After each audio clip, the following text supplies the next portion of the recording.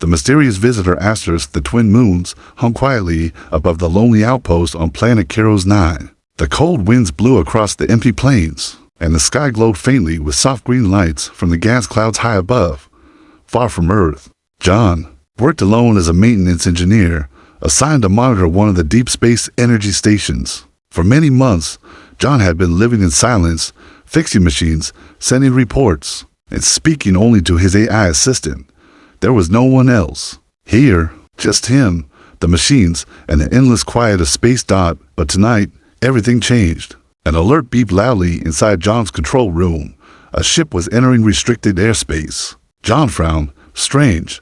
No ships are scheduled to land here. The monitor flashed red, showing an unidentified craft approaching fast. The ship was small, sleek, and of unknown design, definitely not human. AI. Open communication channel.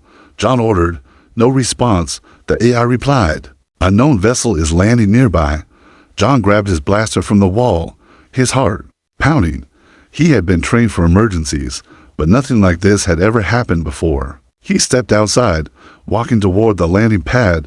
The alien ship landed softly on the ground, releasing a gentle hiss as the door slowly opened. A bright white light shone from within. John raised his blaster, ready for anything. Then he saw her.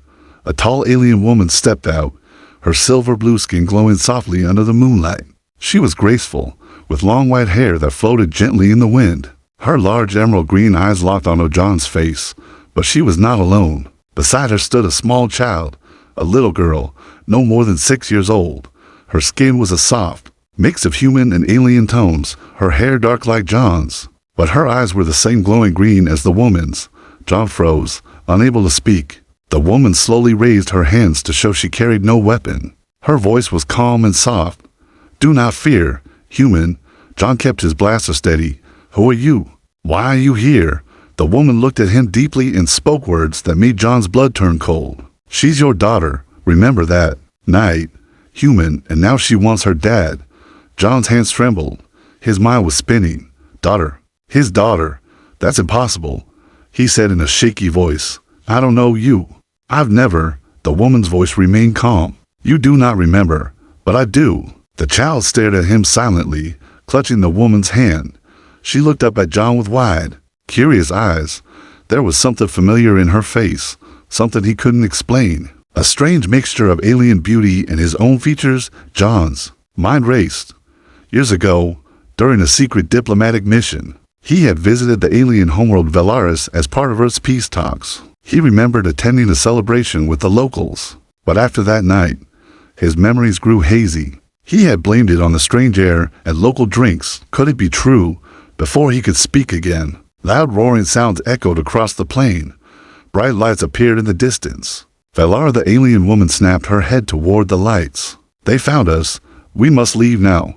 Who found you? John demanded. Hunters. They come to take the child. Without waiting, Valara grabbed John's hand and pulled him toward the ship. Come, you're the only one who can protect her now. John hesitated, still overwhelmed, but the fear in her voice was real. The child looked up at him, her small voice whispering, Daddy. Something inside him broke. He lowered his blaster and nodded. All right, let's go. They ran into the ship. As soon as the door closed behind them, Valara quickly activated the engines. The craft lifted off the ground just as dark armored vehicles arrived below, firing plasma shots into the air. Inside the cockpit, John strapped himself into the co-pilot's seat.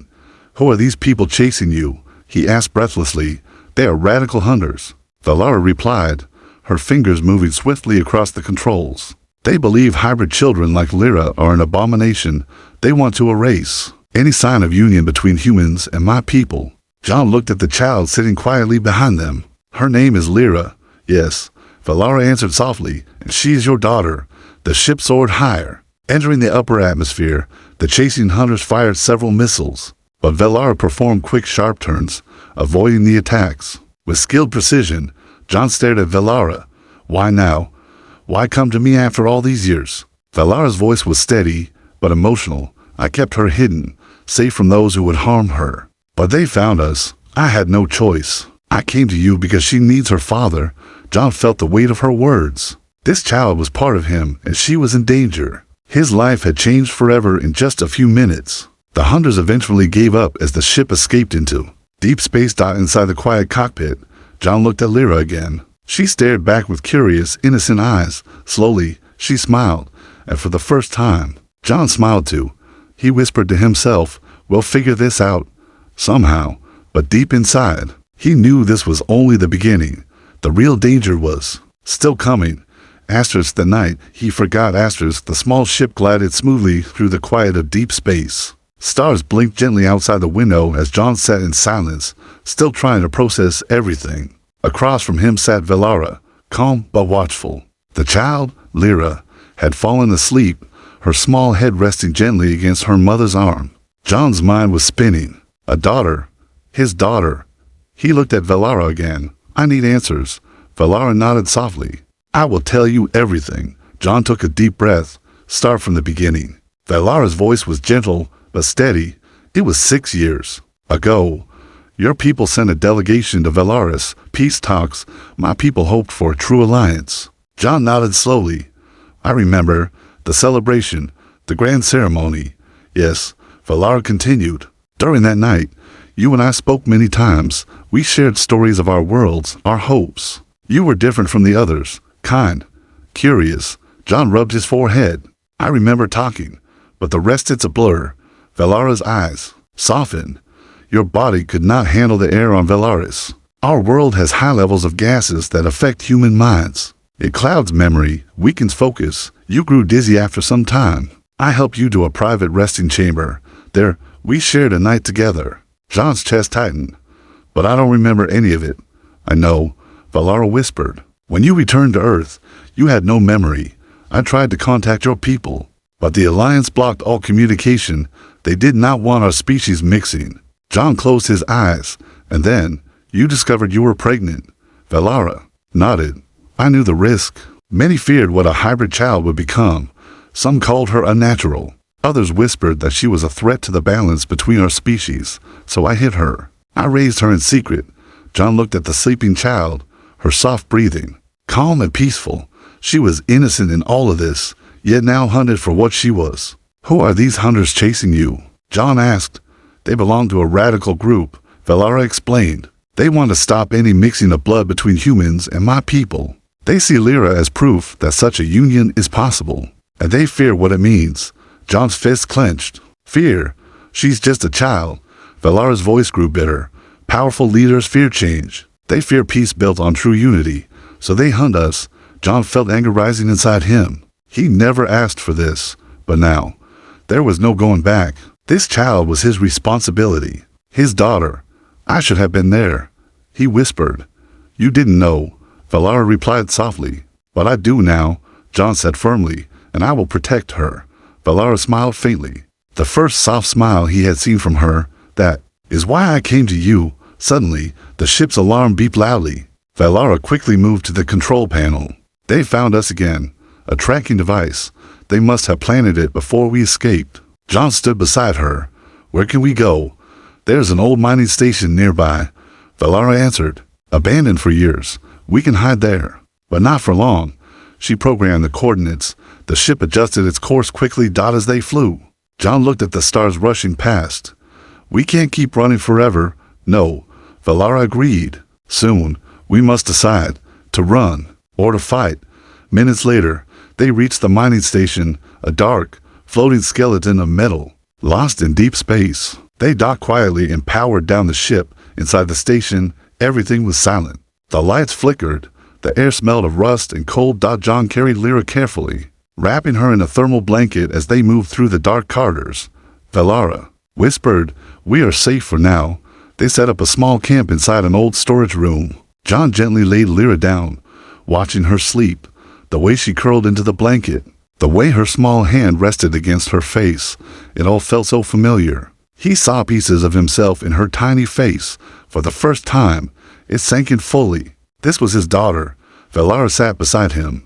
She has always asked about her father. "I told her you were far away, but kind." John swallowed hard. "I never imagined I would become a father like this." "She is strong," Velara whispered, "like you." John looked at Velara. "We have to find a real safe place for her." Valara's voice turned serious. There is a secret sanctuary. Other hybrids live there in hiding. If we can reach them, she will be safe. Then we go there, John said firmly. Valara nodded. But the journey will not be easy.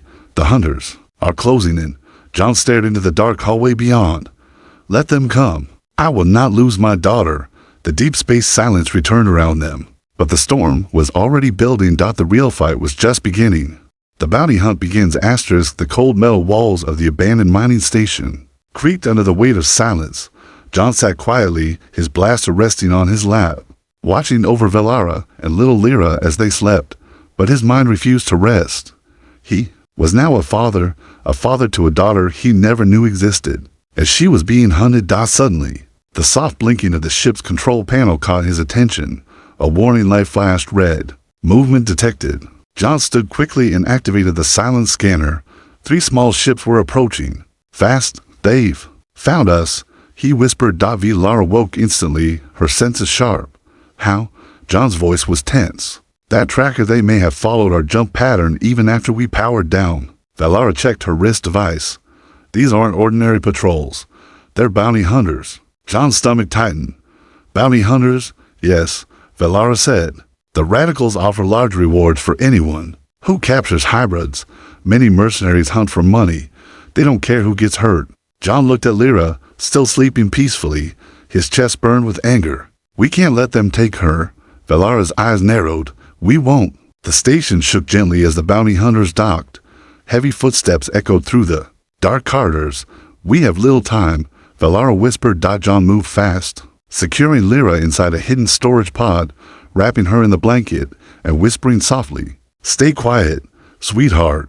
No matter what happens, don't come out. The girl blinked up at him, but nodded bravely. Valara set up small plasma charges along the hallway. We will lead them away from her. John positioned himself near the entrance. The old mining station's narrow corridors gave them a small advantage. Close quarters fighting. The first bounty hunter entered. A tall reptilian creature with thick armor scanned the room. His large yellow eyes flicked across the shadows. Behind him followed the more hunters, one a bulky mail-clad robot with heavy cannons, and the other a slim insectoid alien with sharp-bladed arms. Split up, the reptilian ordered. Find the hybrid. The hunters moved into the station. Like silent predators, John and Valara waited. The tension was thick. As one of the hunters passed a plasma charge, Valara triggered it remotely. A loud blast rocked the hallway, sending the insectoid crashing to the ground, its blades sparking. The other 2 hunters spun around, weapons raised. John fired first, his blaster shot striking the robot's shoulder. Sparks flew as the machine staggered. The reptilian fired back, forcing John and Valara to retreat deeper into the tunnels. They're strong, John muttered, but not smart, Valara replied. She led him through a maze of old storage units. Follow me. We'll trap them. The bounty hunters chased them aggressively. Following the sound of their footsteps, the narrow path slowed the bulky robot, while John and Valara moved swiftly through the tight spaces, reaching a narrow bridge. Over a deep shaft, Valara whispered, This is where we stop them. John crouched behind an old control panel while Valara reprogrammed the bridge's supports. As the hunters approached, John fired again, hitting the reptilian's blaster and sending it flying into the darkness. Come out, human, the reptilian growled. You can't protect the abomination forever. John's voice rang back cold and steady. She's my daughter. With a final button press, Valara triggered the bridge supports. The old metal structure groaned and collapsed, sending the robot and the reptilian plunging into the dark shaft. Below, silence followed. John stood slowly, breathing heavily. Is it over? For now, Valara answered. They returned quickly to Lyra's hiding spot. The child peeked out, her green eyes wide with fear. Daddy, she whispered. John smiled softly, pulling her into his arms. It's all right, sweetheart. We're safe. Lyra hugged him tightly, her small hands clutching his shirt. For the first time, she felt her father's protection, but Valara's face remained serious. They'll send more, bigger hunters. We need to leave before others arrive. John nodded. Where's the sanctuary you spoke of? Valara activated her wrist device, displaying a map. It's on the jungle moon, Valorian 3, a secret place hidden deep inside its forests. Only hybrids and trusted few know the path. John studied the map. How far? To jumps. Valara said, "If we move now, without wasting time." They returned to their ship. As the engines roared to life, John looked once more at the ruined mining station shrinking behind them. "This is only the beginning, isn't it?" he asked. Valara nodded. "Yes, but now, you are part of this." "Fine." John looked at Lyra, sitting beside him, her small hand holding his tightly. "I won't let anyone take her," he whispered as they jumped into hyperspace. The stars stretched before them like rivers of light. The real journey had just begun. The hidden sanctuary. The hyperspace jump ended with a soft lurch. As the ship exited into the orbit of Valorian 3, a beautiful green moon covered in thick, endless jungle. Bright blue rivers cut through the dense forest like glowing veins. Giant birds soared through the skies. From above, the world looked peaceful, but John knew better. Valara guided the ship low, flying between towering trees as tall as mountains. The dense fog made visibility difficult. Strange creatures moved through the branches. Watching their ship silently, "The sanctuary is well hidden," Valara explained. "Only those who belong are allowed to find it." John glanced at Lyra, who sat quietly between them. The child held a small pendant in her hand, a crystal that shimmered softly. Valara noticed John watching it. "That is her identity crystal," Valara said. "Every hybrid child receives one. It allows safe entry to the sanctuary." John's stomach tightened. "How many others like her are there?" "Not many," Valara whispered. "Our kind are rare and hunted." The ship moved deeper into the forest until finally a soft humming sound filled the air. Blue lights appeared beneath the trees, forming a glowing pathway. "They've activated the beacon," Valara said with relief. The ship followed the light trail until a large hidden valley opened beneath them. Beautiful domes made of living plants and glowing crystals formed a peaceful village. Waterfalls cascaded from tall cliffs into crystal-clear lakes. They landed gently on a soft landing pad covered in thick green moss. As the doors opened, a group of tall figures approached. Hybrid guards dressed in woven armor made from living vines. They carried advanced weapons, but their faces were calm. An older female hybrid stepped forward. Her features were both human and alien, but her presence was strong and wise. "Valara," she greeted softly. "Sora," Valara replied, bowing her head. Sora turned her glowing eyes toward John and Lyra. "So this is the child, and her human father." John stepped forward nervously, feeling many curious eyes on him. The other villagers slowly gathered, whispering among themselves as they saw a full human standing among them. "I mean no harm," John said softly. "I only want to protect my daughter." Sora studied him for a long moment. Then she smiled faintly. "A rare thing, a human who accepts his hybrid child. You are welcome here." For now, they led John, Valara, and Lyra into the village. The homes were beautiful, made of glowing plants that responded to touch. The air smelled sweet, filled with soft music created by wind instruments hanging from the trees. Lyra ran ahead, laughing as she played with other hybrid children who looked much like her. John watched with mixed emotions, pride, wonder, and sadness. He had missed her early years, but now he was here. Valara stood beside him. "She's happy here. This is where she belongs." John nodded, but his mind remained tense. "Will the hunters find us here?" Valara's face grew serious. "This sanctuary has stayed hidden for years, but your arrival changes everything." Sora returned later and led them to a council meeting inside a large crystal dome. Several hybrid elders sat around a glowing table. Their expressions were mixed, some warm, some cautious. "The Alliance and the radical hunters grow more aggressive," one elder said. "Bringing a human here invites danger." John spoke firmly. "I didn't choose this, but I won't abandon my child." Another elder whispered, "The hunters see hybrids as a threat to the balance of power. If they learn of this sanctuary's location, they will destroy us." Valara stood up. "John helped us escape their traps. He is not like the others." Sora raised her hand. "Enough. The sanctuary will remain protected, but we must prepare for the worst." The meeting ended, but the tension remained. That night, as John sat beside a small glowing fire outside their dome, Lyra curled into his lap, half asleep. "Daddy," she whispered softly. "Yes, sweetheart," he answered, gently stroking her hair. "Why do bad people want to take me?" John swallowed hard. "Because some people fear what they don't understand. But you are special, Lyra, and I promise I won't let anyone hurt you." She smiled and fell asleep in his arms. Valara sat nearby, watching them quietly. She has waited years to feel her father's arms. You give her strength, John whispered. She gives me strength too, but as peaceful as this place seemed. John knew the danger was far from over. High above the jungle moon, far beyond their view, several shadowy ships slipped quietly into orbit. The bounty hunters had found them. The attack on the sanctuary asterisk. The night was quiet in the sanctuary. The soft hum of glowing plants filled the air, and the hybrid children slept peacefully inside their warm plant domes. The calm jungle wind rustled gently through the high trees, but John couldn't sleep. He sat near the edge of the village, his blaster resting beside him. His ears were sharp, listening to every small sound. Something inside him didn't feel right. The peace felt a fragile Velara approach quietly. You sense it too. John nodded. They're coming. Velara sat beside him. The elders believe the sanctuary is hidden well enough. They underestimate the hunters, John said, his voice low. We've run too many times. They always find us.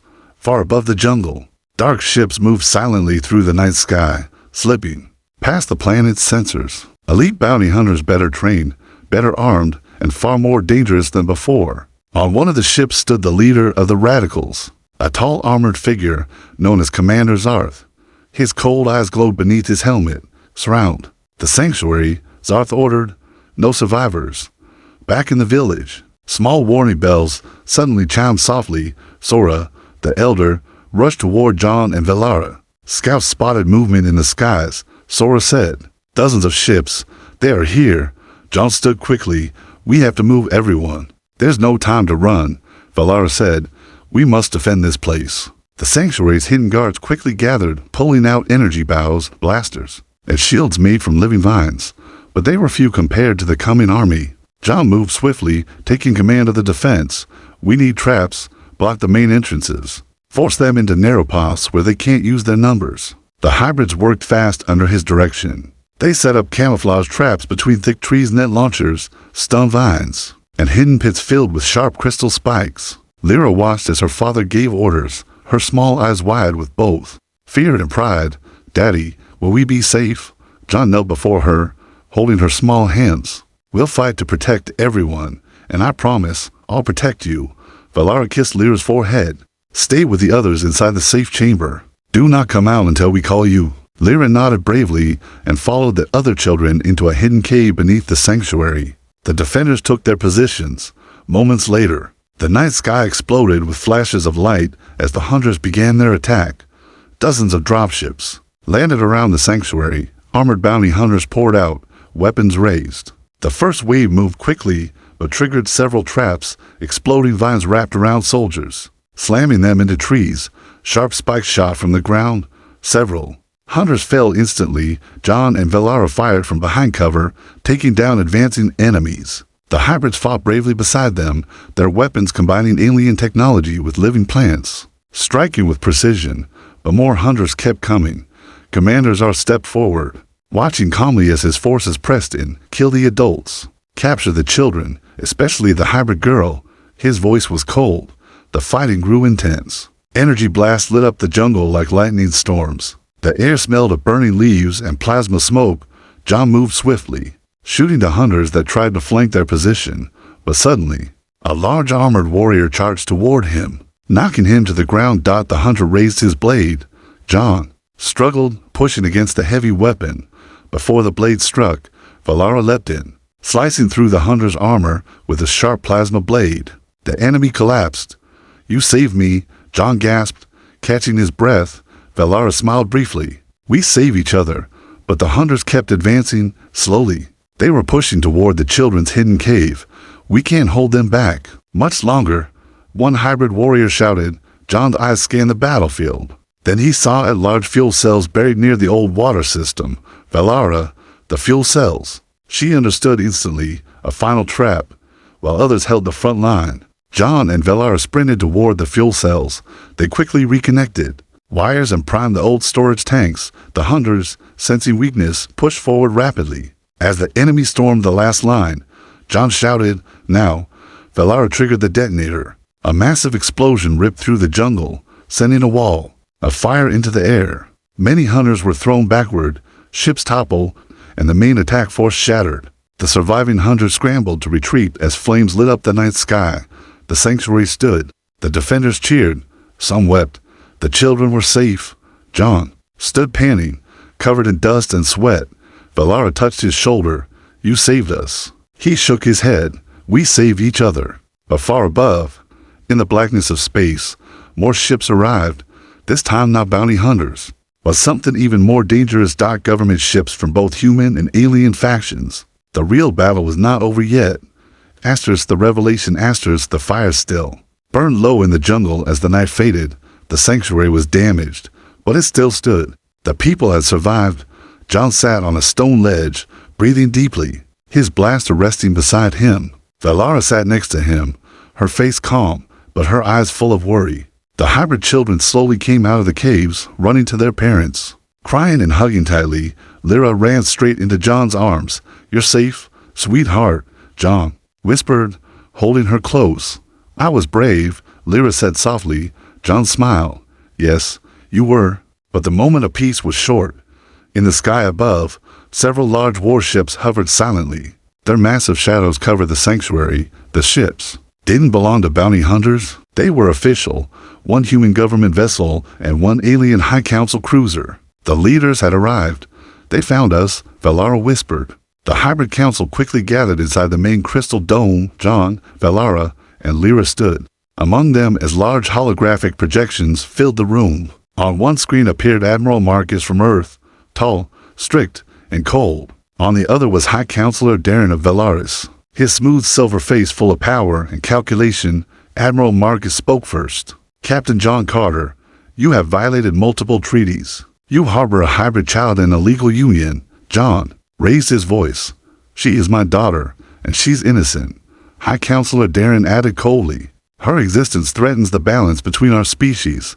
Mixing blood was forbidden for a reason. Valara stepped forward boldly, because you fear what we could become together. Marcus continued, we're here to take custody of the child, for the safety of both species. John's anger boiled. You mean to control her, to hide her existence. Sora, the hybrid elder, spoke calmly. She is one of many. You may silence one voice, but you cannot silence us all. But then High Counselor Duran's voice shifted, more serious. You don't understand, Captain. This is bigger than politics. He signaled his officer, who brought up a second file on the screen, a medical report. Your daughter, Lyra, Darren said, is not just a hybrid. She carries a rare genetic combination that neither of our species ever expected. Valara's eyes widened. What are you talking about? Darren explained. Her blood shows signs of adaptive fusion.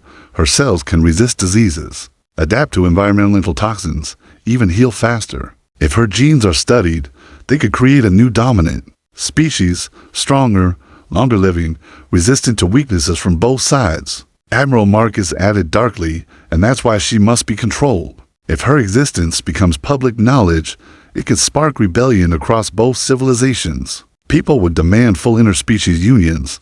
John stared in disbelief. So that's what you're really afraid of? Not war, but losing your power. Neither leader answered. The silence spoke louder. The words "so" or "a" spoke softly. You fear peace built on unity. Admiral Marcus leaned forward. Captain Carter, surrender the child. If you do, we may show mercy. Refuse, and you'll face charges of treason against humanity. John's hand clenched tightly. His mind raced. He had spent his life following orders, believing in the system. But now, that system stood before him, willing to destroy his daughter. To protect its power, Lyra's small hand gripped his tightly. She looked up at him with big green eyes, full of trust. Valara whispered softly, you choose now. John looked directly into the holograms. His voice was calm, but strong. I will not give her to you. Admiral Marcus' eyes narrowed. Then you leave us no choice. Before any order could be given, the Hybrid Council activated a secure transmission. They broadcasted everything: Lyra's genetic report, the leader's threats, and their cruel plan to every system across the galaxy. The truth was now public. The entire galaxy saw it live. The child they tried to hide, the power they feared, and the leaders who wanted to silence her died in minutes. Protests exploded across dozens of planets, news channels filled with debates. Scientists praised the discovery as a path to stronger unity, while millions of civilians demanded equal rights for hybrid families. Marcus and Duran's faces grew pale. As they realized they had lost control, SORA spoke with calm power.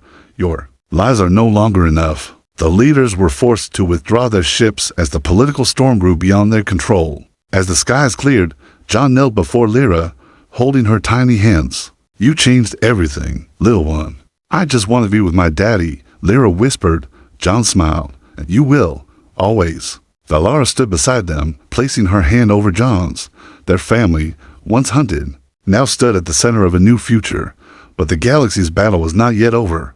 Now it was time to rebuild.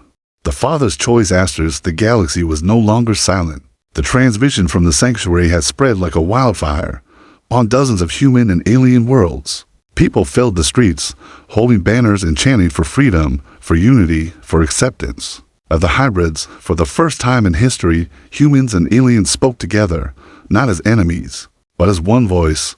The corrupt leaders who had ruled through fear struggled to hold onto their power. Political pressure built from all sides. Many officials resigned or were arrested as the truth kept spreading. But deep in the sanctuary on Valorian 3, John still felt the heavy weight of responsibility. He sat quietly under a glowing tree, watching Lyra play with other hybrid children.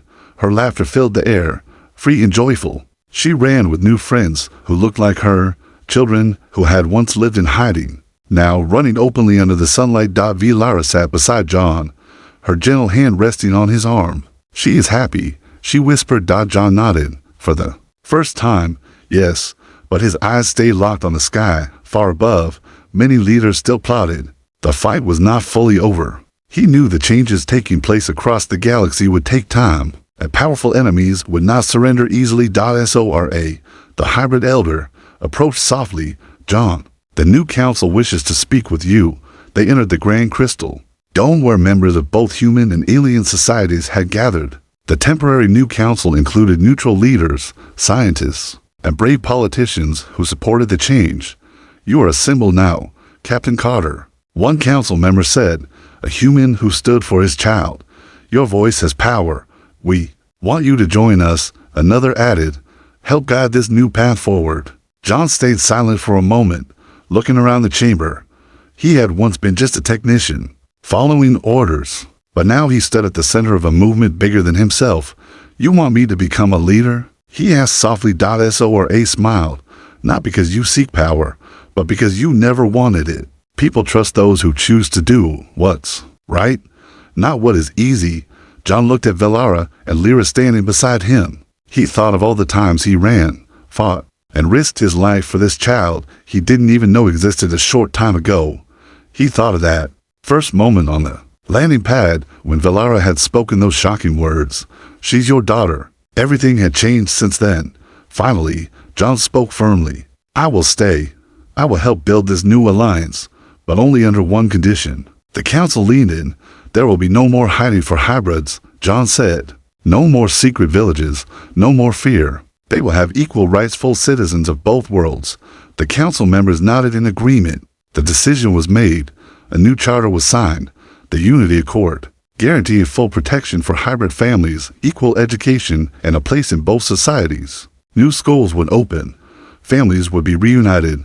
The darkness of fear and hatred was finally pushed away by truth and courage. As days passed, ships carrying hybrid families from across the stars arrived at the sanctuary. The village grew into a beautiful symbol of hope, no longer a place of hiding, but a celebration. One evening, as the twin moons glowed softly in the sky, John sat around a campfire with Valara, Lyra, and many others.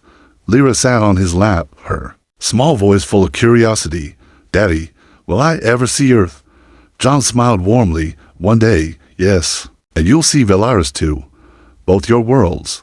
Valara leaned against him, and they will both welcome her. John stared at the stars above, remembering the lonely outpost where this all began. How easily he could have walked away that night. But instead, he had chosen to fight, not for duty, but for love. He whispered softly, family is not something you find. It finds you. Valara smiled, and you found us. As the fire crackled gently, John held his daughter close, feeling her heartbeat against his chest. The world had once called him a traitor, but now, across both human and alien worlds, his name had become something else, a symbol of hope. And the galaxy would forever remember a father who claimed his daughter, a warrior who stood for peace, and a small child who changed the worlds.